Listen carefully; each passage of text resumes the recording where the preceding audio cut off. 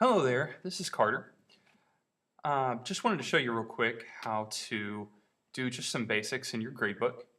Um, if you've been here a while, you're probably pretty familiar with this, but for the newer teachers, I figured this might be helpful. So the first thing we're going to want to do is we're going to want to open up PowerTeacher. So it's a web-based gradebook. So good news is you can do this at home. Although I'd be very, very sure to save and close out at school before you start messing with it at home. And when you finish at home, go ahead and save and close out there. So this is where you'll go to take your attendance, but if you look over to the left, you'll see Gradebook. Now, you'll see there's Gradebook and there's this arrow here. If you do Gradebook, it takes you here, and there's this place to launch PowerTeacher Gradebook, but we don't want to have to do that every time. So what you're going to want to do is just hit this arrow, and that's going to take you right to the gradebook. And this can sometimes take a little while. You may have to answer some questions, say yes, yes, I want to open up the gradebook. Yes, I want to do all these things. Okay. So the first thing you'll probably want to do in the new year, make sure you're in the correct year. There's previous years stored on here.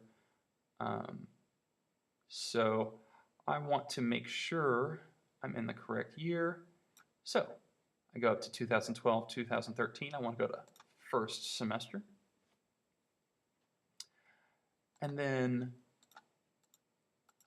eventually we'll change this to where we're only looking at a certain 6 weeks once that's set up. But typically one of the first things you're going to want to do is add an assignment. The easiest way to do this is probably to go to this little plus sign right here. It's going to add an assignment. So let's say I want to do order of operations homework is going to be the name. It'll automatically do an abbreviation. You do have to make sure the abbreviation's short enough. If there's an error, that's probably going to be our problem here. You have to choose a category. So I'm going to choose daily. All these you're probably not going to mess with. Only thing you need to pay attention to sometimes is if for some reason they're able to get like 110 possible on an assignment, you'll want to say, okay, they can get 110 points. Otherwise, whenever you put 110, they assume it's an error, and they won't let you do that. Okay. You can change the due date here. That's going to be especially important because you want to make sure you put the right date in there so that it winds up under the correct 6 weeks. So if you wind up grading assignments after a 6 weeks is over and you haven't entered the assignment in yet, you'll want to make sure that that date puts you within the 6 weeks. Also, it sorts by date. So if you want it to go in a certain order, you can change the dates according to that as well. All right, and that should be all we need. So we're going to go ahead and hit save. Okay, so now we see our assignment. Well,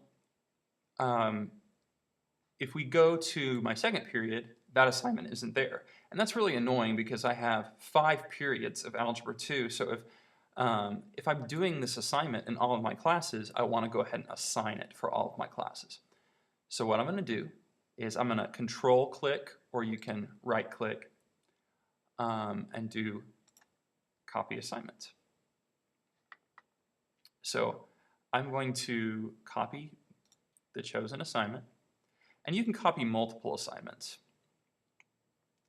Now, I don't want to click this. If I click this, it's going to make another copy of the same assignment in the in first period. So I don't want to have the same one twice, but I'm going to go ahead and copy it for all of my algebra classes.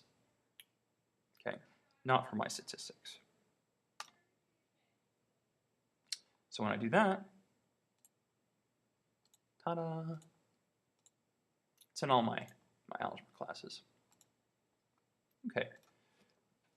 We can also do this for multiple assignment. I'm just going to call this AAA. I'll make this a test grade.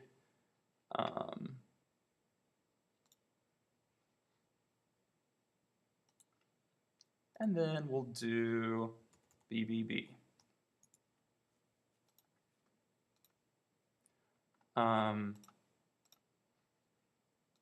Make sure you hit save. Many times I have made an assignment, but I forget to save, and so it doesn't wind up actually making the assignment. So if I want to copy multiple assignments, I do it the same way. Just go up to one of them, copy assignments, and I just choose both of these. And I copy it for all the assignments.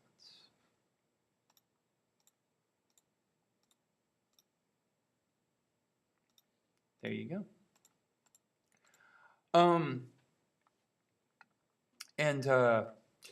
You know, you just go in and you enter your grade in, hit enter. Hopefully my grades aren't quite that low. You can also add little notes. Once again, you can either right-click or you can control-click. And you can open up something called the Score Inspector. And here you can do different things. You can add different categories, or you can add a comment like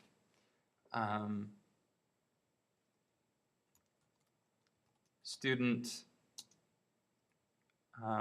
turned in paper 2 days late. So that way they'll have a way to see it. You can also do some of the basic things right from here. Okay. You can also change it to absent. You can also change it to exempt. Oh, what I did there. There we go. Or you can just clear it out.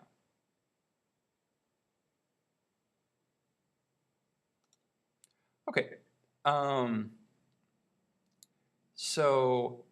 Another thing that can sometimes be helpful is, let's say you're giving a participation grade, and you're giving the same grade to everyone. So as long as they were listening and whatever, they get 100. Congratulations. So we can go, once again, control-click or right-click, and go to Quick Fill. And it's going to fill all of these as 100. Or, here's another option. Let's say, oh, that's why you have to define a maximum score. So let's say I've got some people, they've turned in this test, but everyone who doesn't have the test, I want to go ahead and put a 0 in the gradebook. So I'm going to go to, once again, control-click or right-click, fill scores. So you can either replace all, so even the ones that I've got put in there, or you can just fill the ones with no score. So I'm going to fill with 0.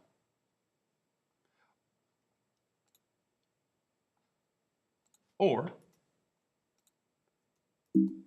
alternately, you know, I can fill it with late or missing or whatever is appropriate. All right. Hopefully that was helpful. I'm going to do another video here in a minute that kind of shows you how they want you to print out your gradebooks. Hope that was helpful, and I'll see you later.